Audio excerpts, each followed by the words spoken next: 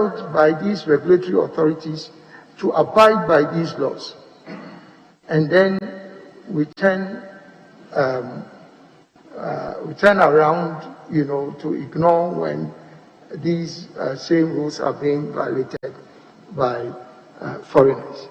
And I think it is important for us also to make note of the fact that it is not about targeting specific nationals, particularly in West Africa. We are talking about foreigners in retail trade. And so, because of the tension that has arisen over the years, we have had very serious consultations between our various countries, and then even at the level of ECOWAS. And we've agreed that foreigners who want to engage in retail trade in Ghana must go by the laws of our country. I know that issues have been raised in respect of conflict between provisions in the ECOWAS protocol and then our domestic law. But the law is clear on this. And as I indicated, even if that requirement of the GIPC was waived, the other regulations have to be respected. What I can say in conclusion, though, is that in order to ensure that we maintain our long-standing bonds of friendship and economic engagement, particularly with our neighbors in West Africa, that we've taken a position that in all cases where there are violations of these provisions, that we must make sure that we engage and consult with each other rather than take arbitrary actions. So that has been the position. Chairman, I've finished, but let me also inform the honorable nominee that in looking at that angle, I think he must engage more, because now the Chinese have virtually taken over the market. After we approve them, you can have a private chat with him. Yes, leader, I thought you... Chairman, thank you. Honorable Minister, let me commend you. Join earlier speakers. Relative question asked by the Honorable Neil Van der Poel, and I recognize that you've taken the trouble to run us through the existence of the law and all that. In recent times, we've experienced a situation where there was near or even exchanges, clashes between our nationals and other foreign nationals. Then, all of a sudden, it's been quiet. I think it's been on and off. But I believe this didn't just happen.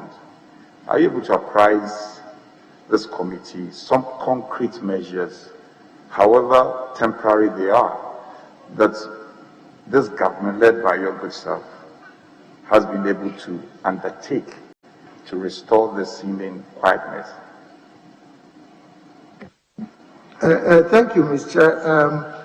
We, as I indicated, have in particular made an effort to consult with our friends, particularly in Nigeria, in Togo and Benin, about finding ways of addressing these issues that are under reference. We also had a delegation from the Parliament of Nigeria that visited, and we had consultations and engagement with them. So the point that I would like to stress is that the consultations and the engagement that have been led by the ministry under the leadership of our president is what has made it possible for us not to sweep the matter under the carpet, but to bring the tension down. And that is how come you see that the tension is not as intense as They were, yeah.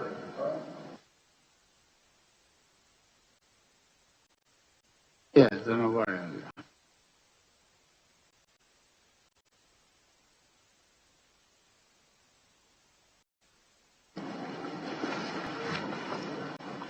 The Africa Continental Free Trade Agreement and the implications, opening up our market. Have we taken advantage of the institutions, policies, and systems to build local industries that can produce competitively, to be able to take advantage of this continental free trade arrangement that we are putting in place, particularly Exim Bank that we established, Ghana Exim Bank. How have we, over the 4 years during which you were Minister for Trade and Industry, used the resources there to support efficient local industries to be able to produce for export? Do you monitor industries to be able to assess those that are doing well, that the state should provide support to become big producers for export so that they can compete with the imports that are creating problems for us in our markets? Thank you, Chair. Honourable Member, I had earlier on made reference to a variety of industrial activities and interventions that the government has been engaged in, all designed to promote and support our local businesses. First, to be able to import substitute or produce for the local market, but more importantly also to be able to export. So I've gone through this earlier on extensively, whether it's under the One District, One Factory program, or whether it is support at the district level through our business resource centers. But beyond this general program of industrialization, with the coming into force of AFTA, African Continental Free Trade Area, we've established a national office that is currently implementing a national program of action specifically targeting companies that can produce competitively for the export market, particularly in Africa, but also for Europe and the United States, because we have duty-free and quota-free access to these markets also. Now, these program interventions are supposed to cover a variety of areas. One is enhancing productive capacity. Second is opportunities in different countries. The other relates to ensuring that we provide technical assistance for quality and standards. We are also supporting them in terms of human resource capacity building. Going into exports it's difficult, and we are doing that also to enhance their capacity to export. I made reference earlier on, I'm not sure if you were here, that we have a program that is targeting companies that are already exporting to Africa. So these are low-hanging fruits. So we do a needs assessment of these companies so that we can have a targeted program that helps them to enhance their current levels of production. But there are others that are not exporting to Africa, but exporting to other parts of the world. So we are guiding them also now to be able to also identify opportunities for the African market. So a lot is going on, and sometimes it's difficult to have the opportunity to talk about everything. The nominee doesn't know Honorable Muntaka is here. When you give an elaborate answer, he takes notes and to come in cross-examination. So he says today is Friday, he doesn't want to do his usual thing. So if you give very short answers, we will have few questions for you. Yeah. He says if you give an elaborate answer, you will take notes. Honorable, I thought you were going to ask a question. Yes, Honorable. Yeah,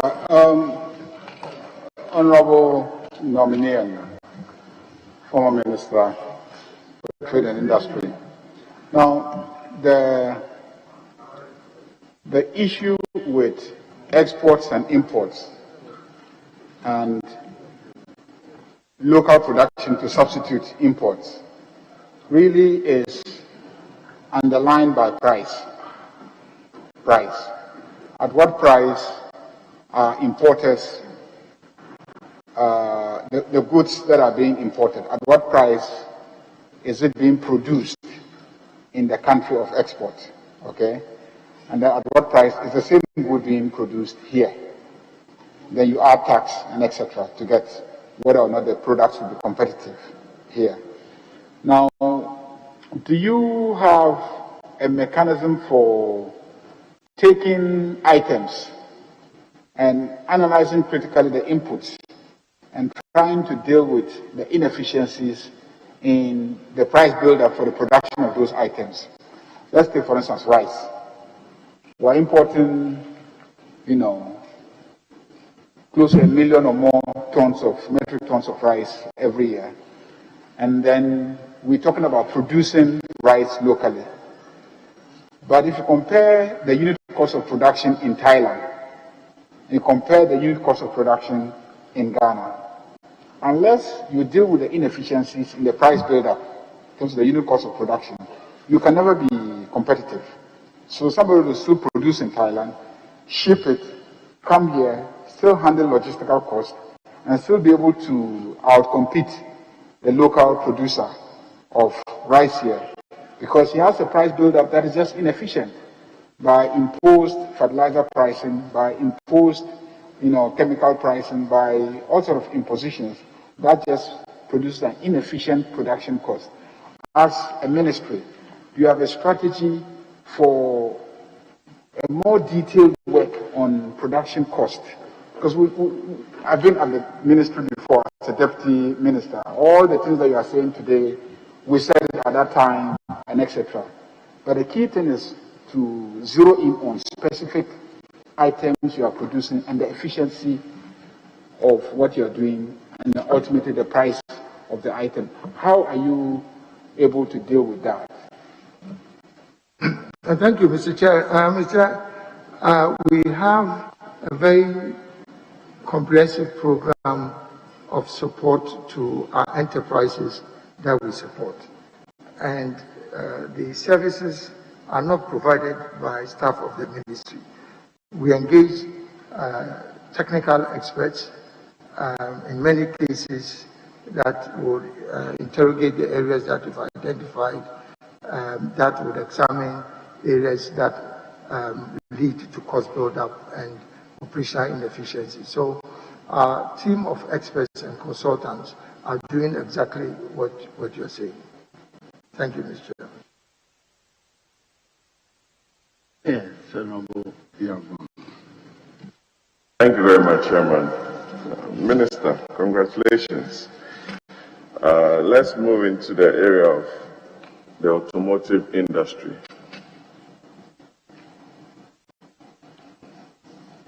Can I proceed, please? Yeah. Very well. Late last year, you introduced to this economy an automotive industry policy. And subsequent to that, there were some ensuing controversies between government and car vehicle importers, garage owners, and I have a lot of them in my constituency, the Europas of the world. We've seen that a lot of huge companies in the automotive industry have decided to set up here as a result of the policy you ushered into being, Peugeot, Nissan, VW, etc. What is the status of this laudable program in the face of these challenges from our local industry players in that sector? Thank you. Thank you, Mr. Chair. Mr. Chair, the implementation of the automobile development policy has undoubtedly yielded very positive results, and I think I do not need to speak to that. But it is clear that there has been some misunderstanding between different stakeholders about the impact and the effect of this policy on their businesses. First is in respect of what has been described in the policy and the customs amendment law as salvage vehicles. Reference has also been made to the issue of overage, importation of overage vehicles. Regrettably, there was a lot of controversy that had been generated over this. But I'd like to assure this House that there is really no need for that tension to arise for a number of reasons.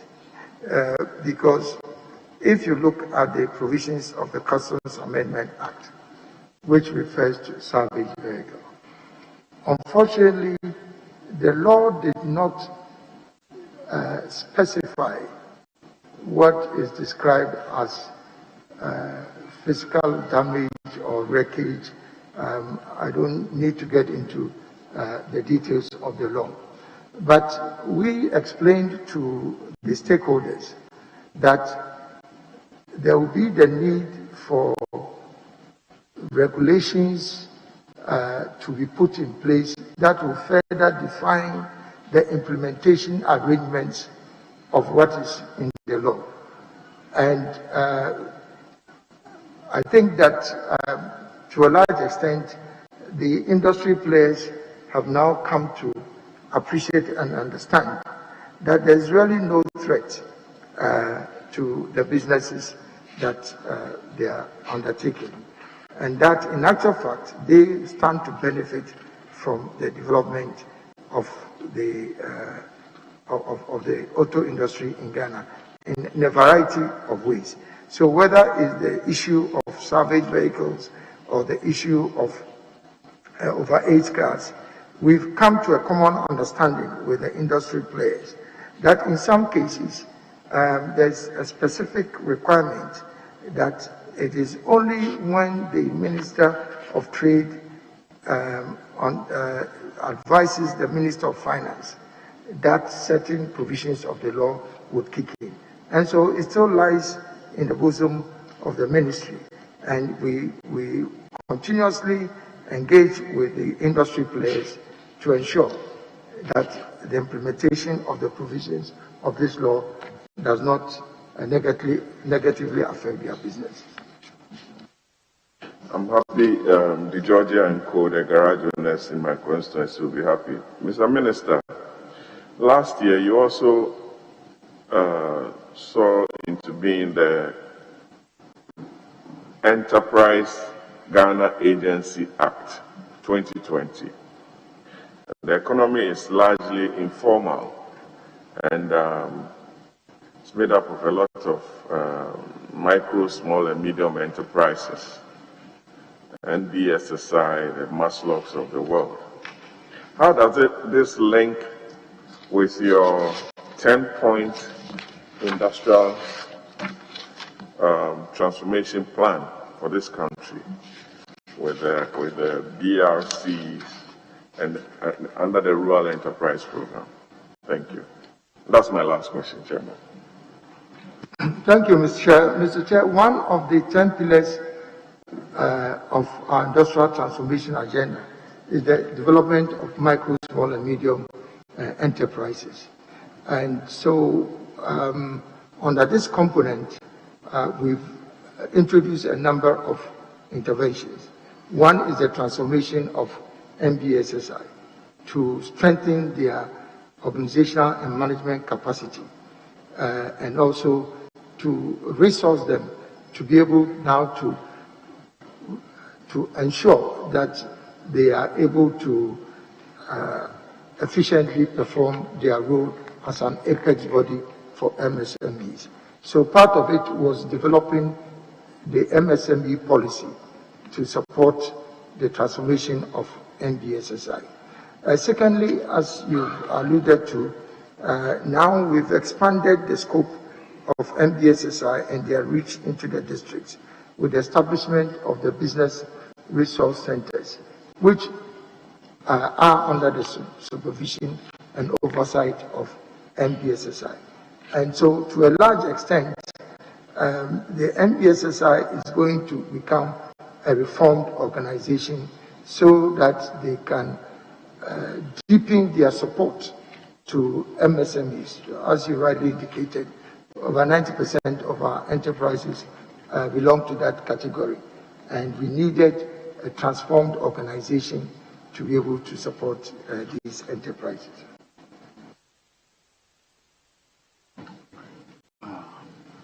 Samuel Kujat.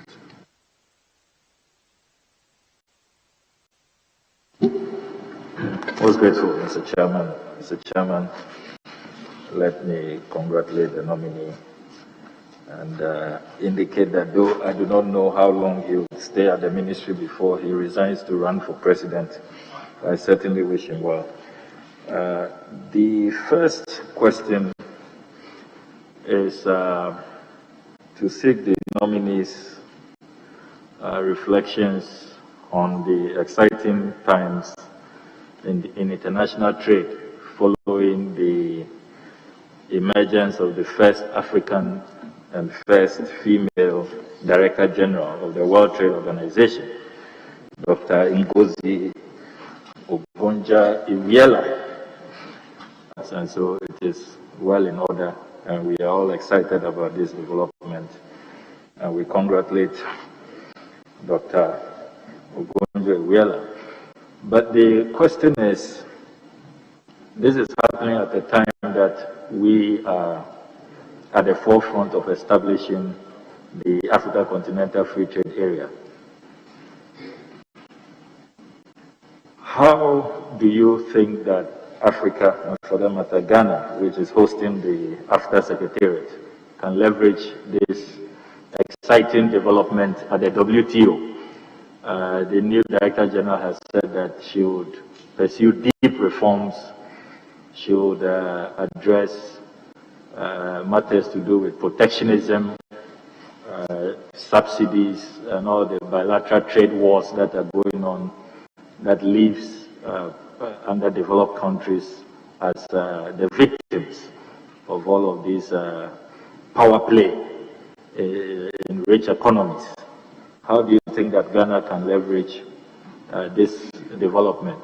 The first African Director General with our AFTA agenda to expand the frontiers of fair trade for the benefit of our economies and to yield to job creation as we seek a rebound from the effect of COVID-19.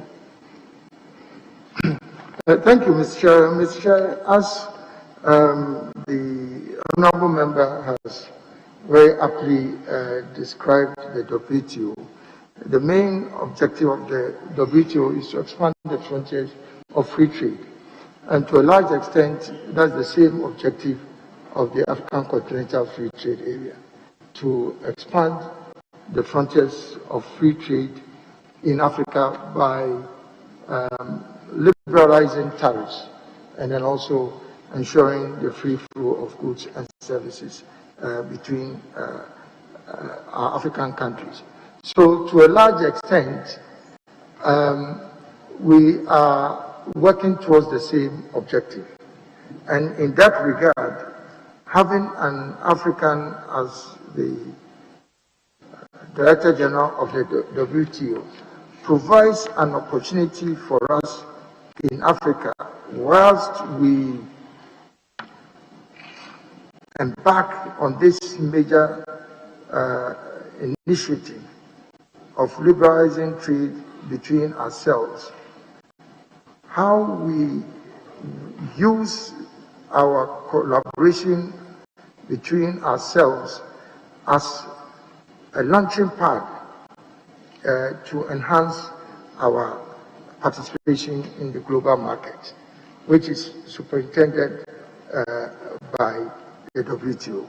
So basically, if we can deepen our trade amongst ourselves, that will then become a launching pad for us to increase our presence in global trade. And I think that once you have a fellow African, I mean, it can only be to advantage. So we hope we can fully use that opportunity. Thank you, Mr. Chair. That's by way of quick follow-up. Honourable members, today we will want to close early, so do your second one, please. I announced at the beginning, and we'll be smart today, so please, your second question. My second question, Mr. Chairman, will relate to a rather tragic development that occurred when the Honorable nominee was Minister. Tragic for local business and local initiative, local industries. On the 16th of February, a Sunday, 16th of February 2020, at midnight, the Ghana Trade Fair Company Limited, which is one of the institutions you supervise, it's under your ministry, carried out a demolition of some 28 companies at the trade fair. The managers of these companies indicate that they were taken by surprise. They were not notified. National security operatives are said to have carried out the demolition.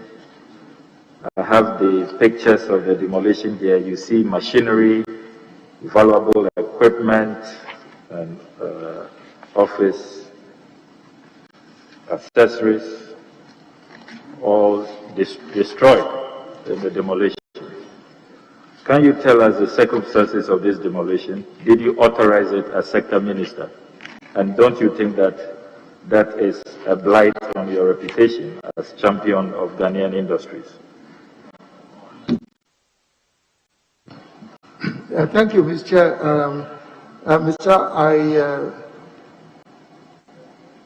I think it's unfortunate that we have people who used to be tenants on the property of the Ghana Trade Fair Authority who have been affected by this redevelopment exercise.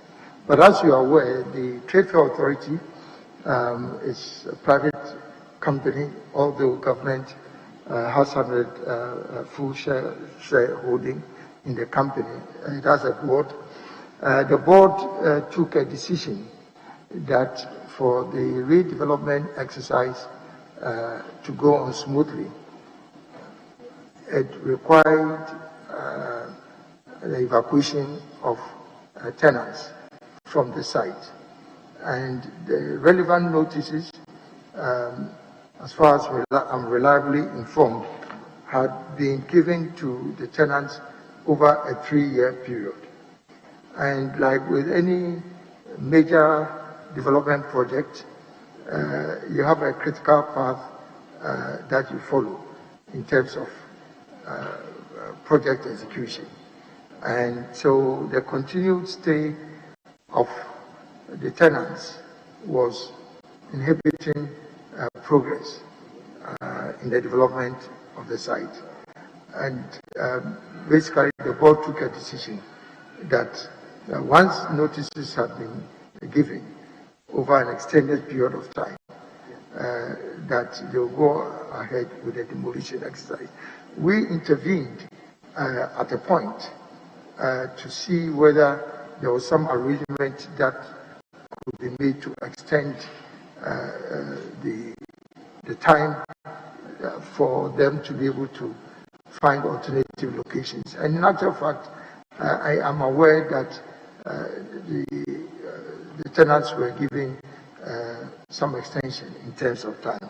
But as I said, with project development, it comes to a point where the execution requires you to take certain actions. So that's what I can say about this. Thank you. Thank you, Mr. Chair. Mr. Chairman, I move to my third question just to indicate that this sudden announcement of no follow-ups is constraining. The Honorable John Kuma had follow-ups. I don't know why I cannot have follow-ups. I will take up this matter when we go into concrete. Mr. Chairman, I have been very liberal. But I don't think on this instance you are being fair to me. Do early. Can you do your third one? I will place on record that you have not been fair to me because these are important issues. Keep that record to yourself. What is it? My third question, Honorable Nominee, will be from the 7th November 2018 official report of Parliament. The last time this House discussed the 1D, 1F flagship initiative. At column 787 and 788, when you brief this House on the status of the 1D, 1F program, you provided the regional breakdown of 1D, 1F interventions across the various regions. Parliament did raise concern about the unfair distribution. If I would have to make reference to the table you provided, the Upper East region did not have a single 1D, 1F project, zero. Upper West had only one. Western region had only one. Volta region had only one. We did request that you consider a fair distribution of this 1D, 1F intervention. My question is, did you respectfully carry out this observation and concern that Parliament expressed? And can you give us the current breakdown of the 1D, 1F initiatives across the 16 regions of Ghana? Thank you, Mr. Chair. Mr. Chair, in an earlier question posed by the minority leader, I had indicated that unfortunately I do not have the regional breakdown, but I can assure you that the position is better now than the time that I made this representation to this House. Thank you. Yes. Very well. There.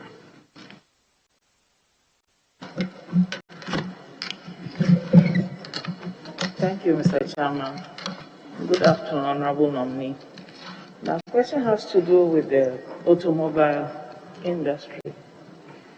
And we get the sense that Ghana is positioning itself as the automobile assembly hub for West Africa. Would you be able to tell us the level of local content in terms of involving Ghanaians in this industry to enable transferability of skills, which might eventually lead to Ghanaian ownership of some of these companies. Is there a plan towards ensuring that Ghanaians benefit from this industry? Thank you. Thank you, Honorable Member. Honorable Member, there are different ways that Ghanaians will be benefiting from this industry. The first and obvious one is through employment and skills development, because the majority of the people that will be employed will be Ghanaians, not just at the lower level, but also at the supervisory and managerial levels. Secondly, there is a significant opportunity for Ghanaians to also become dealers.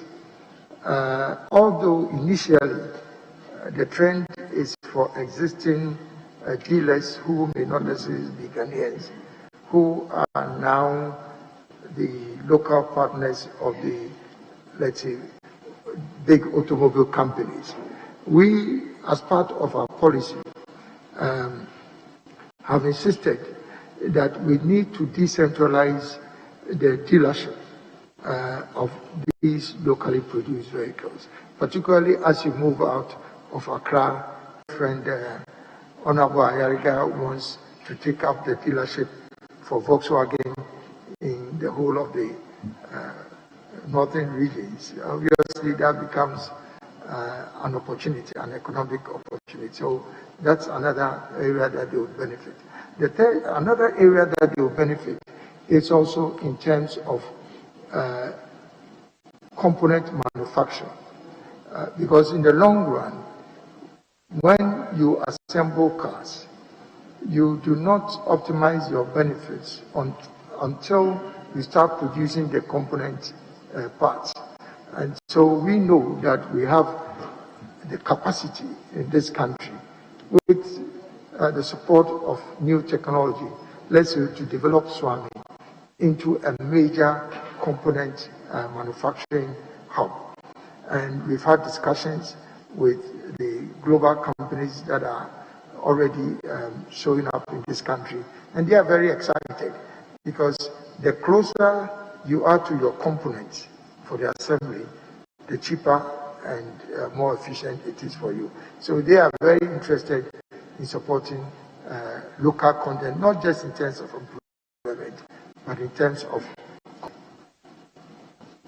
Thank you. My second question is back to one district, one factory. You just described it as a revolution, and we think the initiative was looking at restructuring the Ghanaian economy to make it more local-based. With hindsight, will you say that in an effort to cover the entire districts in this country within 4 years was a little bit overly ambitious? And whether you didn't consider staggering the projects so that you scale them up as we went along? Or maybe that consideration, political considerations, overwhelm some of these other considerations. What with hindsight, what will your thoughts be on the manner in which the one district, one factory was implemented? Thank you. Thank you, Madam, Mr. Chairman. Honorable Member, I can understand why, from a conceptual point of view, this might have sounded a bit ambitious, that you would want to have a factory in every district. But I think the philosophy underpinning this was not for government to be establishing these enterprises. This is designed to facilitate support to the private sector to establish these factories. So far, I think there's been overwhelming interest and support for this. So, in a sense, I do not think that, on hindsight, that we were being impractical or overambitious. However, I would also agree with you that there are certain parts of the country where we may not necessarily be able to attract private investors in establishing 1D, 1F companies. So in those districts, government has made it a policy that government will intervene directly and incubate some of these enterprises, and then later on offload that to the private sector if it becomes necessary. But I think the principle is that every district in Ghana deserves to have development. And all these districts have natural resources that can be developed. We need employment around the country. So it may be an ambitious target, but if you see what we've done so far, I think it is realizable. Thank you, Mr. Chair. Very well. Gisela.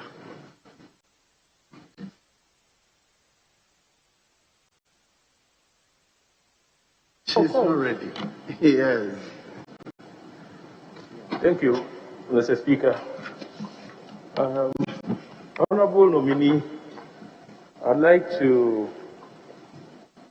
ask you about the ECOWAS single currency program, which has been with us for a very long time. I mean, this is a program intended to remove trade barriers, reduce transaction costs, and to boost economic activities within the sub-region. But year in, year out, what we hear is that X number of countries have met the convergence criteria. And then at another time, you'd hear that the figure has changed. As Minister for Trade, you've been there for 4 years. What are the reasons militating against the adoption of an ECOWAS single currency? And if given the nod, what critical role do you think Ghana can play to ensure that the ECOWAS single currency project comes to fruition? Thank you, Mr. Chair. Mr. Chair, I think in principle, we all agree that a common currency in ECOWAS will enhance trade between our countries. And that's why all the governments have pursued vigorously this initiative. Unfortunately, if you look at the convergence criteria, it is not altogether surprising that we've not been able to move forward to achieve our objective, because it's very difficult to be able to get all countries achieve the convergence criteria at the same time. I think that going forward, if we look at what is being done under the AFCFTA, whilst we still hope that we would eventually have the benefit of a common currency, whether it is for ECOWAS or for Africa under AFTA. There's a new initiative which is pioneered by the Afri-Exim Bank, which is called the Payment Settlement Mechanism. And that allows every state party or traders in a state party to be able to use their local currency to trade. That's to, let's say, if they're importing, to import goods from another African country without the benefit of a common currency, which was really the objective of standardizing the medium of exchange. So this payment settlement mechanism, when it is fully activated, at least temporarily, would still facilitate trade as was intended by the common currency, whilst we hopefully work towards achieving that goal one day. As you know, even in Europe, it took quite a bit of time for the euro to become a reality. But it's a target I think we'll still work towards it. Thank you. Honorable nominee, this afternoon you've spoken extensively about the African Continental Free Trade Area, and we won the bid to host the Secretariat here in Accra. We are all very excited about the prospects of the African Continental Free Trade Area, but I have reservations. Why? Because we've lived with ECOWAS since the early 70s, and ECOWAS was supposed to guarantee for us a common market, a free trade area within the West African sub-region. But these objectives have never materialized. And so, sometime last year, Nigeria, without any provocation, shut down their border at Seme. The shutdown of the border clearly affected Ghanaian businesses. I remember a delegation was sent there to inspect the damage that was caused. On the other hand, we are also being accused of not treating foreigners engaged in the retail trade in our country by member states within the ECOWAS sub-region. What is so unique about the African Continental Free Trade Area? And what do you think would make the African Continental Free Trade Area succeed, unlike its counterpart, ECOWAS? Thank you, Mr. Chair. Mr. Chair, there are two fundamental components of the African Continental Free Trade Area, which hopefully will make it easier for us to trade amongst ourselves than has occurred within ECOWAS or the other regional economic communities. First is the fact that one of the protocols under AFTA, which we have negotiated, is the Protocol on Dispute Settlement. And Honorable Member, being a lawyer yourself, you would appreciate that when there are provisions of law that regulate the trade between, let's say, state parties, it becomes more difficult for people to flout or to, let's say, create artificial barriers, as has happened, let's say, in ECOWAS. Because now, any trader dispute settlement is a very significant one. I'm taking a cue from what happens in the WTO. So I think it's a major component that distinguishes it from what we now have in ECOWAS and other regs. The second one is a digital operational instrument that has been developed to, again, deal with some of the challenges that you alluded to. So this digital platform allows a trader, let's say that is moving goods from Ghana to Nigeria, again to file a complaint on the digital platform, giving specific details of the that complaint. And then there are provisions that require the trader in the state party to address that challenge or bottleneck within a certain specified time. So I think that that would also help. I cannot guarantee that we'll eliminate all the barriers, but the protocols and the annexes that have been negotiated in this CFTA is very comprehensive, and I think that will probably make the difference. Thank you, Mr. Chair. Thank you. Honorable nominee, this is my last question. You've also spoken about the vehicle assembly, automotive policy, which was launched sometime in 2019.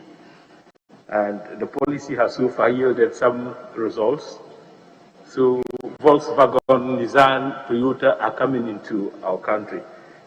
But don't you think that this policy is going to suffocate local companies such as Kantanka, the Kantanka Group, which is an indigenous company involved in vehicle manufacture and assemblage? Thank you, Chair. Honorable Chair, on the contrary, this particular policy is very supportive of local companies that will also seek to participate in the automotive industry. And just to be very specific, because you mentioned Kantanka, you know, there are different grades of licenses that are given to these automobile companies. As I speak now, Kantanka has the highest level of certification. They have what we call an enhanced SKD certificate, so that they can do more than the other global players. And to testify to the importance of some of these provisions in the policy, Kantanka has doubled its production capacity since they were given a license to operate under the framework of the policy.